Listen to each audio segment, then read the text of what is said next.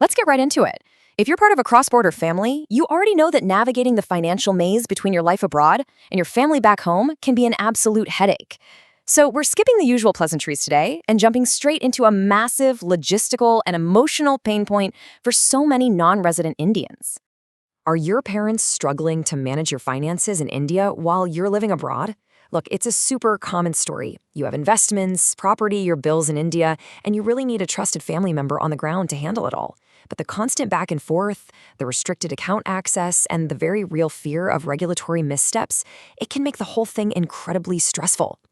Well, there's a simple banking arrangement that many NRIs overlook. An NRO account can often be held jointly with an eligible resident close relative, subject to RBI directions and your bank's policies. Sounds like a total silver bullet, right? But as with everything in finance, and especially Indian banking bureaucracy, the devil is in the details, and setting it up wrong can lead to frozen funds and major tax nightmares. Okay, here's our roadmap for today. First, the joint NRO solution. Second, how former or survivor works. Third, comparing joint holders, nominees, and POAs. Fourth, ownership and tax rules. And finally, common mistakes. Part 1, the joint NRO solution and exactly who qualifies as a joint holder.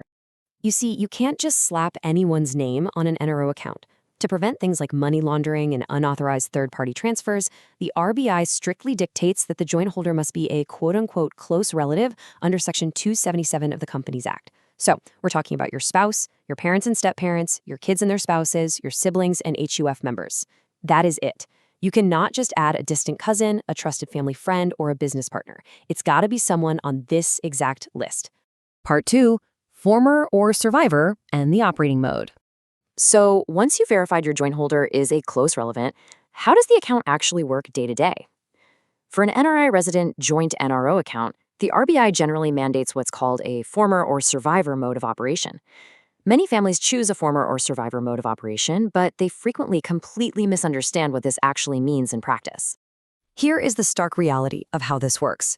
This generally allows the first holder, the former, which is you, to operate the account during their lifetime, with the survivor able to operate it later, subject to the bank's procedures. But here's the catch. That is only after you pass away.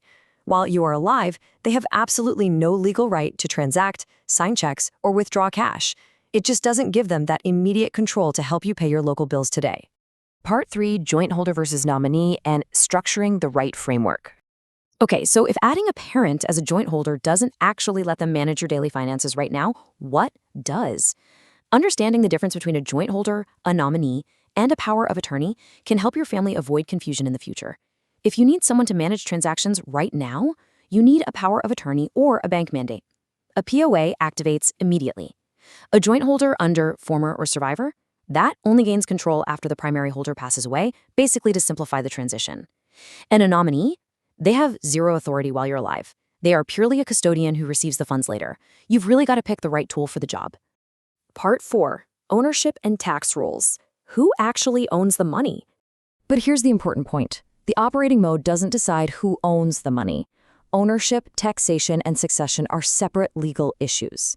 Under the Indian doctrine of resulting trust, simply putting your mom or dad's name on a joint account does not legally gift them those funds. If you're the sole contributor, you are the beneficial owner. The joint holder is essentially just holding those funds in trust for your estate. And because you're the beneficial owner, the tax man looks straight at you. Any interest earned in that NRO account is taxable to you under your PAN. And remember, NRO accounts are subject to a pretty hefty 30% tax deducted at source, plus any applicable surcharges. You literally cannot shift this tax burden to your resident parent just because their name happens to be on the account. Part 5, common mistakes and avoiding the traps. You know, cross-border families accidentally fall into compliance traps all the time. A policy document from the Central Bank of India explicitly highlights that nomination is an ideal tool to mitigate hardships. A massive mistake families make is relying solely on that former survivor mandate without actually registering a distinct nominee. If you don't have one and both joint holders were to pass away, the account freezes. Surviving family members are then forced to go get court-ordered succession certificates, which can quite literally take years to sort out. So what should you take away from all this? First, clearly separate operational access from legal ownership in your mind. Second, always register a distinct nominee.